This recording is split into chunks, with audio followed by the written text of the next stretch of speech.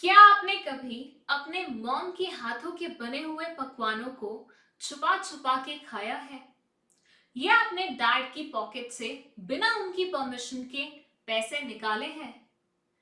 If yes, congratulations, आपने की है चोरी। Hello and welcome back to this channel Padhaku Log. आज के इस वीडियो में हम बात करेंगे कि according to IPC, that is Indian penal code, property से रिलेटेड किस किस तरह के क्राइम हो सकते हैं। हम इस पर्टिकुलर वीडियो में बात करेंगे चार अलग अलग क्राइम्स के बारे में जो कि आईपीसी में मेंशन्ड है एंड वो सबके सब प्रॉपर्टी से रिलेटेड है, वेदर इट्स मूवेबल प्रॉपर्टी और इमूवेबल प्रॉपर्टी। हम आज बात करेंगे थेफ्ट, डकैती, रॉबरी एंड एक्सटॉर्शन के बारे में। ना सिर्फ हम ये जानेंगे कि ये चार चीजें होती क्या हैं, बल्कि इनके बीच में डिफरेंस क्या होता है उनके बारे में भी बात की जाएगी। जितना ही इम्पोर्टेंट इनका मीनिंग समझना है, उतना ही इम्पोर्टेंट इनका डिफरेंस समझना भी है। क्यों? क्योंकि अक्सर ऐसा देखा गया है कि किसी के घर में चोरी होती है तो वो बोलते हैं हमारे यहाँ लूट हुई, किसी के साथ लूट होती है तो वो बोलते हैं हमारे साथ डकैती हुई है। तो ऐसे में लोग कंफ्यूज हैं कि कौन सा क्राइम क्या है और कौन सा क्या है। But not to worry, after watching this video आप चारों ही क्राइम्स को बहुत अच्छी तरीके से समझ जाएंगे। आइए बिना टाइम वेस्ट किए शुरू करते हैं इस पर्टिकुलर वीडियो को, जिसमें हम सबसे पहले बात करेंगे इस एग्जाम्पल की। से यहाँ आपको क्या दिखाई दे रहा है? यहाँ आपको दिख रहा है कि एक इंसान गाड़ी के अंदर हाथ डाल रहा है और कुछ निकालने की कोशिश कर रहा है। बट क्या ये इतना ही सिंपल सिनारियो है? किसी भी एंगल से आपको लग रहा है कि यहाँ पे एक नॉर्मल चीज हो रही है कि कोई इंसान अपनी गाड़ी में हाथ डाल के कुछ निकाल रहा है? क्या ऐसा आपको लग रहा है? ऑब्वियसली नहीं, क्योंकि ऐसा हो ही नहीं रहा है। यहाँ ये जो इंसान है, ये चोरी छुप के गाड़ी में हाथ डालने की कोशिश कर रहा है और कुछ निकालने की कोशिश कर रहा है। अब इस तरह के क्राइम को आप किसका नाम देंगे? इस तरह के क्राइम को आप नाम देंगे चोरी का। याद कीजिए वो स्कूल के डेज जब किसी स्टूडेंट का बर्थडे होता था और ब्रेक में जब वो अपने रूम में नहीं होता था, आप उसके बैग से जाके एक चॉकलेट निकाल लेते थे। आप उस टाइम पे चोरी कर रहे होते थे। अब मतलब समझाओ तो मतलब ये बोलता है चोरी का कि भैया किसी के पोजेशन में कोई प्रॉपर्टी है जो आप डिसऑनेस्टली उससे ले रहे हैं, बिना परमिशन के, बिना उसकी कंसेंट के, बिना उससे पूछे हुए आप उससे वो प्रॉपर्टी लेने की कोशिश कर रहे हैं या ले चुके हैं। ये पर्टिकुलर कॉन्सेप्ट दी हुई है हमारे सेक्शन नंबर 378 में of IPC, that is Indian penal code. अच्छा, बच्चे अक्सर क्या गलती करते हैं कि वो सेक्शन याद कर लेते हैं, लेकिन अगर उनसे पूछा जाए ये कौन से एक्ट का सेक्शन है तो उन्हें वो नहीं पता होता। तो यहाँ पे आपको दोनों ही चीजें याद रखनी है कि ये आईपीसी के सेक्शन नंबर 378 में लिखा हुआ है। क्या लिखा हुआ है? मेन इंग्रेडिएंट क्या है कि किसी के हाथ में कोई प्रॉपर्टी है, हाथ में नहीं, ऑब्वियसली हर एक चीज हाथ में नहीं आ सकती, मतलब किसी के पोजेशन में है। यहाँ पे हाथ का मतलब था किसी के पोजेशन में है। तो किसी के पोजेशन में कोई प्रॉपर्टी है जिसको आप ले रहे हैं बिना उसकी परमिशन के, dishonestly, with bad intentions. Obviously कोई भी गुड इंटेंशन से तो प्रॉपर्टी लेगा नहीं ना डिसऑनेस्टली। ये कुछ मेन इंग्रेडिएंट्स हैं। अगर ये आपको दिखते हैं, हुए हैं, तो आपके यहाँ पे चोरी हुई है। या कहीं पे भी जहां आपको ऐसा सिनेरियो दिखता है कि ये सारे इंग्रेडिएंट्स आपको नजर आ रहे हैं, तो वहां पे चोरी हुई होती है। जैसे कि यहाँ लिखा हुआ है, theft is when someone steals a movable property out of your possession with the intention of stealing it from you। अच्छा, एक और चीज है, यहाँ पे मैंने एक वर्ड है possession, उसको हाईलाइट करके रखा हुआ है। ऐसा क्यों किया है मैंने? वो इसलिए कि यहाँ पे कुछ बच्चे लिखते हैं ऑनर, मतलब आप उस प्रॉपर्टी के ऑनर थे और आपसे वो प्रॉपर्टी लेने की कोशिश की गई है। तो ये पर्टिकुलर सेक्शन बोलता है नहीं, हम ऑनर के बारे में बात नहीं कर रहे, हम बात कर रहे हैं उस इंसान के बारे में जिसके पोजेशन में वो पर्टिकुलर प्रॉपर्टी है। सो नॉट नेसेसरी वो उसके ऑनर के पास ही हो। फॉर एग्जाम्पल, मैंने मेरी फ्रेंड का कोई बॉक्स था जो अपने पास रखा हुआ है। उस बॉक्स की ऑनर कौन है? मेरी फ्रेंड। लेकिन वो बॉक्स किसके पास रखा हुआ है? मेरे पोजेशन में है। तो इस टाइम पे अगर कोई मुझसे वो लेने की कोशिश करता है, मुझसे वो चुरा लेता है, तो यहाँ पे पोजेशन में जिसके थी उसके यहाँ पे चोरी हुई है, नो मैटर ऑनर कोई भी हो। सो यहाँ पे आपको ध्यान रखना है पोजेशन वर्ड ज्यादा इंपॉर्टेंट है इन कंपैरिजन टू ऑनर। अब यहाँ पे एग्जाम्पल के बारे में बात करें तो दे से for example, if Shikhar steals 500 rupees from your wallet when you were not in the room, then it is an act of theft. आप कमरे में नहीं थे, कोई शिखर नाम का इंसान है जिसने आपके वॉलेट से 500 रुपए निकाल लिए बिना आपको बताए, यहाँ पे उसने चोरी की है। सो फर्स्ट कॉन्सेप्ट बहुत सिंपल है, ये बोलती है किसी के पोजेशन में कोई प्रॉपर्टी है, आप डिसऑनेस्टली उससे ले रहे हैं with bad intentions, with the intention of stealing it, तो आप यहाँ पे चोरी कर रहे हैं। चलिए, क्या आगे की कॉन्सेप्ट भी उतनी सिंपल है जितनी ये है? देख लेते हैं। अब देखिए, यहां सेकेंड एक्ट में आप देख रहे हैं एक इंसान दूसरे इंसान को चाकू दिखा रहा है, एंड इसमें यहां पे एक इंसान एक औरत को बंदूक दिखा रहा है। लेकिन जब सामने वाले का एक्ट देख रहे हैं आप, तो ये औरत पैसे निकाल के उस इंसान को दे रही है जो उसे बंदूक दिखा रहा है। अक्सर देखते हैं ना ये सीन हम सीरियल्स में, मूवीज में, कि कोई भी इंसान आता है, हीरो हीरोइन को कोई बंदूक या चाकू दिखाता है और उनसे पैसे लेके चला जाता है। इसे हम क्या बोलते हैं? इससे हम बोलते हैं लूट हुई है, क्योंकि किसी इंसान ने आपको डरा के इंजरी का एक साइन देके कि भैया मैं तुम्हें इंजर कर सकता हूं, ऐसा दिखाया, आपके अंदर वो स्कैर्ड वाली फीलिंग जगाई और आपसे कोई प्रॉपर्टी ले ली। तो ये होती है हमारी लूट, जिसे हम इंग्लिश में बोलते हैं रॉबरी। सो रॉबरी दी हुई है 390 सेक्शन ऑफ आईपीसी में। ये बोलते हैं robbery is an aggravated form of theft. So if someone attempts to cause any hurt, wrongful restraint or death in order to commit an act of theft, it is known as robbery. जिसके example में ये लिखते हैं कि शिखर आया आपके घर में, आपको मारा पीटा और आपसे 500 रुपए लेके चला गया। जैसे पिछले एग्जाम्पल में शिखर आया था आपके घर में, आप जब रूम में नहीं थे, आपके वॉलेट से 500 रुपए निकाल के चला गया था। तो यहाँ पे आपको पता ही नहीं था कि ऐसा कुछ हो रहा है। लेकिन सेकेंड एक्ट में, रॉबरी वाली एक्ट में, आपको बकायदा डराया धमकाया जा रहा है और फिर आपसे प्रॉपर्टी ली जा रही है।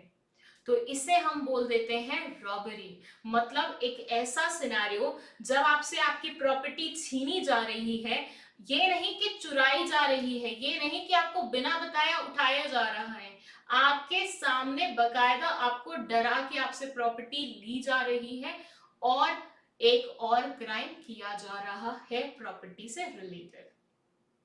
सो ये हो गया रॉबरी। अब यहाँ देख रहे हैं आप कुछ डकैट्स। चंबल के डकैट्स फेमस है ना, बिल्कुल वैसे ही यहाँ पे आप 5 डकैट्स देख रहे हैं जो करने वाले हैं डकैती।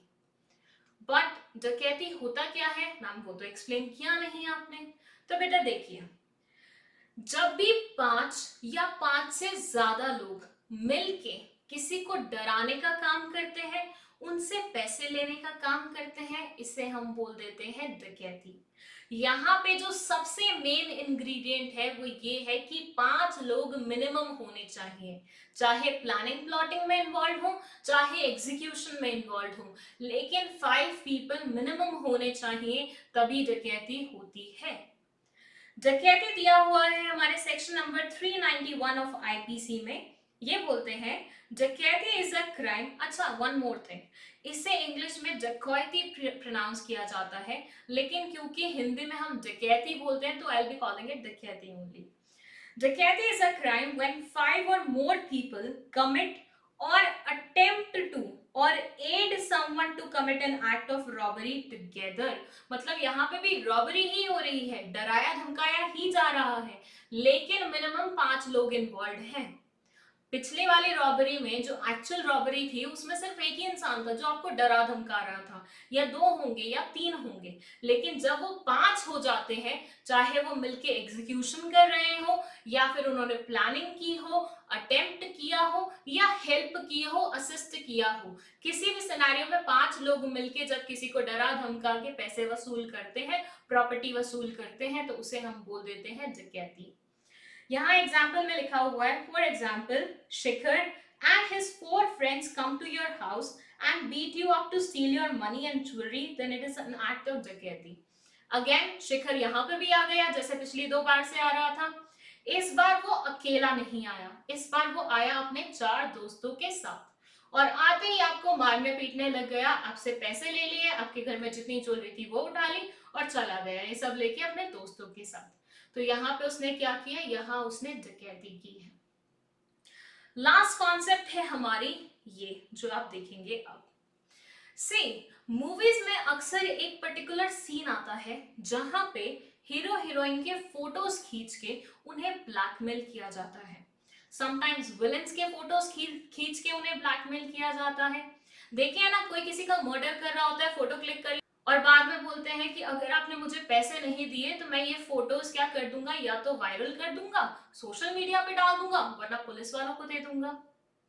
तो यहां हो रहा है आपका लास्ट वाला crime, that is extortion. So what is extortion? Extortion दिया हुआ है आपके आईपीसी 383 सेक्शन में।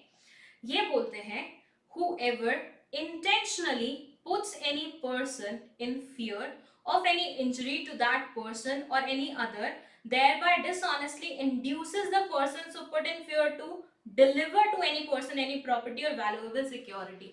बहुत भारी भरकम डेफिनेशन है, लॉ की डेफिनेशन ऐसी ही होती है, इनको देख के कंफ्यूज बिल्कुल नहीं होना है। बहुत ही सिंपल बात होती है, उसे थोड़े से हम डिफरेंट वर्ड्स में या फिर डिफिकल्ट वर्ड्स में क्या कर देते हैं, दे देते हैं, इससे हमें लगता है कि लीगल लैंग्वेज इतनी डिफिकल्ट है, पर इट्स नॉट डिफिकल्ट। आप थोड़ा सा ध्यान से पढ़े, थोड़ी सी कॉन्सेंट्रेशन के साथ पढ़े, प्रॉपर गैप्स लेके पढ़ते रहें। जैसे क्या होता है यहाँ पे ना, सेंटेंस के बीच में ना गैप नहीं होता, ना ही वो क्या करते हैं 2-3 अलग अलग सेंटेंस देते हैं, वो एक ही सेंटेंस को शुरू करते हैं, पूरा पैराग्राफ उसमें खत्म कर देते हैं। But not to worry, parts में पढ़े, उन्हें आराम से समझ में आएगी लीगल लैंग्वेज। सो यहाँ पे एक्सटॉर्शन का मतलब है कि कोई आपको डरा धमका रहा है, आपको ब्लैकमेल कर रहा है और बदले में आपसे प्रॉपर्टी मांग रहा है। अब आप बोलेंगे, मैम रॉबरी में भी तो ऐसा ही हुआ था, जहां तक देखा डकैती में भी यही हुआ, चलो वो समझ में आता है, 5 लोग थे, यहाँ पे 5 लोग नहीं है, सिंगल इंसान है, तो ये डकैती से अलग हो गया, लेकिन रॉबरी से एक्सटॉर्शन कैसे अलग होगा? तो आप कुछ अटपटा नहीं सोच रहे हैं, अक्सर लोगों को इन दोनों चीजों के बीच में कंफ्यूजन होती है। तो इसे याद करने का छोटा सा फॉर्मूला ये है कि जब भी रॉबरी होती है तो एक इंस्टेंट फियर आता है। जैसे आपने देखा एग्जाम्पल में कि एक इंसान नाइफ लेके अपने हाथ में खड़ा हुआ था, दूसरा इंसान गन लेके अपने हाथ में खड़ा हुआ था, वो आपको इंस्टेंट फियर दे रहे थे कि भैया अगर तुमने ऐसा नहीं किया हम तुम्हें अब भी मार देंगे। लेकिन एक्सटॉर्शन में जो फियर होता है वो बाद वाला होता है।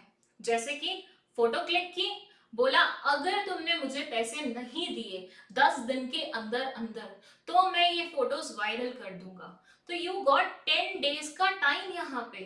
तो जो फियर था वो आपका इंस्टेंट नहीं था एक्सटॉर्शन वाले केस में, जबकि रॉबरी वाले केस में it was an instant fear जो आपके ऊपर डेवलप किया गया था, आपके ऊपर एस्टेब्लिश किया गया था।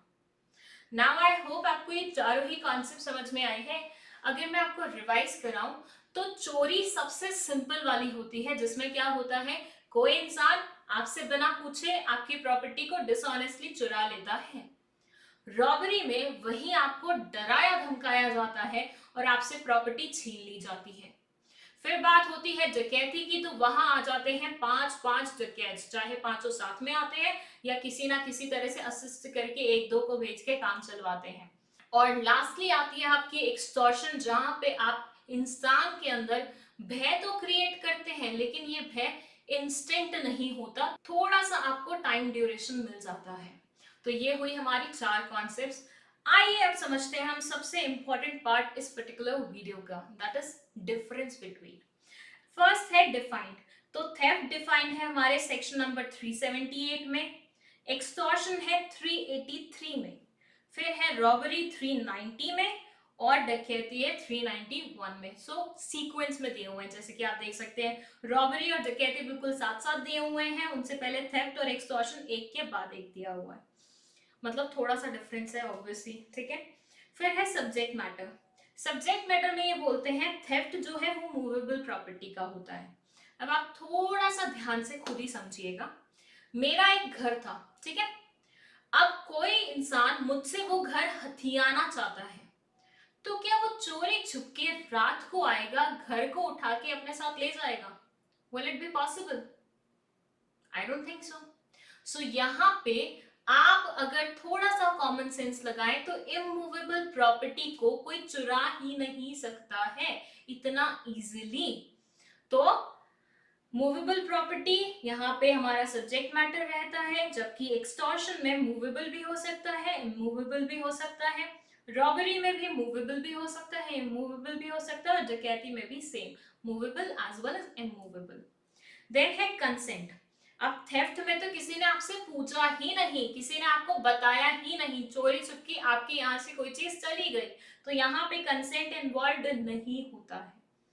जबकि एक्सटॉर्शन में कंसेंट तो इन्वॉल्व है, लेकिन वो कंसेंट क्रिएट किया गया है। जैसे मैं बोलूं, मैं किसी को ब्लैकमेल कर रही थी, मैंने उन्हें बोला 10 लाख रुपए तुम्हें लाने हैं, वरना मैं ये फोटो क्या करूंगी, पुलिस वालों को दे दूंगी। अब यहाँ मैं एक्सटॉर्शन कर रही हूँ, और यहाँ पे सामने वाला खुद से 10 लाख रुपए लाके मुझे देने के लिए तैयार हो गया है, तो उसका कंसेंट तो इन्वॉल्व है। बट क्या यह खुद से किया उसने? नहीं, ये फियर में आके किया। तो as a result of which consent तो इन्वॉल्व होता है, लेकिन वो फियरफुल कंसेंट होता है, डर के मारे जो कंसेंट होता है वो होता है। देन है रॉबरी। रॉबरी में भी सेम है, कंसेंट बाय फियर, और डकैती में भी सेम है, मतलब यहाँ पे सब में आपको डराया धमकाया जाता है और उसके बाद आपसे प्रॉपर्टी ली जाती है और बोला जाता है इनकी तो कंसेंट इन्वॉल्व थी। देन है minimum number of accused. Theft में 1, एक्सटॉर्शन में 1, रॉबरी में 1, लेकिन डकैती में मिनिमम होते हैं 5 या 5 से ज्यादा। फिर है एलिमेंट ऑफ फोर्स। थेफ्ट में क्या कोई फोर्स इस्तेमाल की गई? नहीं, चोरी छुप किया है, आपकी गाड़ी से कुछ उठाया चले गए, कोई फोर्स इन्वॉल्व नहीं थी, तो नो फोर्स इन्वॉल्व।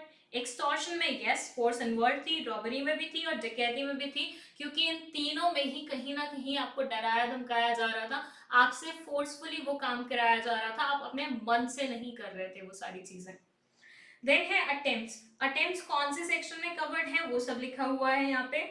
फिर प्रेपरेशन, ये बोलते हैं कि भैया देखिए, आपने वो पर्टिकुलर क्राइम कर दिया तो हम आपको सजा देंगे, मतलब गवर्नमेंट बोलती है तो हम आपको सजा देंगे, लेकिन आप बस अभी प्रिपेयर ही कर रहे थे वो पर्टिकुलर क्राइम करना, मतलब आप अपने जो भी औजार थे वो सब रेडी कर रहे थे, आपने अभी तक कुछ किया नहीं है, आपने अटेम्प्ट नहीं किया, बस प्रेपरेशन की है। क्राइम की प्रेपरेशन समझते हैं आप? कि अगर मान लीजिए मेरे दिमाग में आया मुझे किसी का मर्डर करना है, तो उस टाइम पे या तो मैं क्या खरीदूंगी, नाइफ खरीदूंगी या गन खरीदूंगी या कोई भी ऐसा वेपन खरीदूंगी, तो ये खरीदना मेरी प्रेपरेशन होगी, ठीक है। हर क्राइम की प्रेपरेशन पे आपको सजा मिले ऐसा जरूरी नहीं है। आईपीसी में स्पेसिफिकली लिखा हुआ है कौन कौन से क्राइम अगर आप प्रिपेयर करते हो तो आपको सजा मिलती है, और कौन कौन से क्राइम की प्रेपरेशन की कोई सजा नहीं है। तो यहाँ पे भी वही चीज दी हुई है कि प्रेपरेशन, थेफ्ट की प्रेपरेशन नॉट पनिशेबल। कोई इंसान चोरी करने के बारे में प्रिपेयर कर रहा था, आपके घर में कोई इंसान आ रहा था, फिर से प्लम्बर आया, वो देख रहा था, नजर मार रहा था हर जगह कि कहाँ कौन कौन सी वैल्यूएबल सामान पड़ा हुआ है जो मैं उठा सकता हूँ, तो ऐसे सिनारियो में उसने अभी सिर्फ प्रेपरेशन किया, उसने एक्चुअली चोरी नहीं की है, तो उसकी कोई सजा नहीं होगी। So not punishable. एक्सटॉर्शन में भी not punishable unless and until आप उसका एग्जीक्यूशन नहीं करते, unless and until extortion actually नहीं हो जाता, उसकी सजा नहीं मिलती। रॉबरी भी नॉट पनिशेबल, लेकिन डकैती इज पनिशेबल अंडर सेक्शन 399। मतलब ये बोलते हैं कि भैया यहाँ पे अगर आप प्रिपेयर कर रहे हो ना 5 लोग मिलके किसी के साथ कुछ क्राइम करने का प्रॉपर्टी से रिलेटेड, तो भैया आपको सजा मिलेगी। चाहे आपने एक्चुअली एग्जीक्यूशन किया है या नहीं किया है। फिर है राइट ऑफ प्राइवेट डिफेंस। ये बोलते हैं कि भैया क्या इंसान को प्राइवेट डिफेंस का राइट मिलता है। जैसे होता है ना, कोई हमें मर्डर करने वाला होता है हमारा, और हम उसे बदले में मार देते हैं, तो यहाँ पे हम डिफेंस कर रहे थे, मतलब अपने आप को डिफेंड कर रहे थे, हम अपने आप को बचा रहे थे, हम सामने वाले को नहीं मार रहे थे। तो कई कई क्राइम में वो चीज पॉसिबल होती है। तो ये बोलते हैं थेफ्ट में ये चीज अवेलेबल है, एक्सटॉर्शन में अवेलेबल नहीं है, रॉबरी में है और डकैती में है। लास्टली है पनिशमेंट। तो पनिशमेंट दी हुई है इन सब सेक्शंस में, इतना ज्यादा डिटेल में यहाँ पे जाने की जरूरत नहीं है, आपको बस जो सेक्शन याद रखने हैं वो इन चारों कॉन्सेप्ट के सेक्शंस हैं, दैट इज 378, 383, 390 एंड 391। ये इंपॉर्टेंट सेक्शंस हैं जो आपको याद करने ही पड़ेंगे। Now comes my favourite part, जहां मैं आपको बोलूंगी कि अगर आपको वीडियो पसंद आई है तो लाइक का बटन दबाइए, चैनल को सब्सक्राइब कीजिए और अपने वैल्यूएबल कमेंट्स हमें कमेंट सेक्शन में जरूर बताइए। लेकिन आज की वीडियो यहीं पे एंड नहीं होती। आज मैं इस वीडियो से आपसे पूछना चाहती हूँ एक क्वेश्चन, जिसका आंसर मैं एक्सपेक्ट करती हूँ कि आप कमेंट सेक्शन में लिख के बताएंगे, एंड दैट इज कि क्या कोई ऑनर खुद की प्रॉपर्टी की चोरी कर सकता है। मे बी ये क्वेश्चन आपको वियर्ड लग रहा होगा, लेकिन ये बहुत इंपॉर्टेंट क्वेश्चन है। अपने नॉलेज के बेसिस पे मुझे बताइए कि क्या कोई ऑनर अपने खुद की प्रॉपर्टी की ही चोरी कर सकता है? इफ यस, तो कैसे? Thank you so much for watching this video.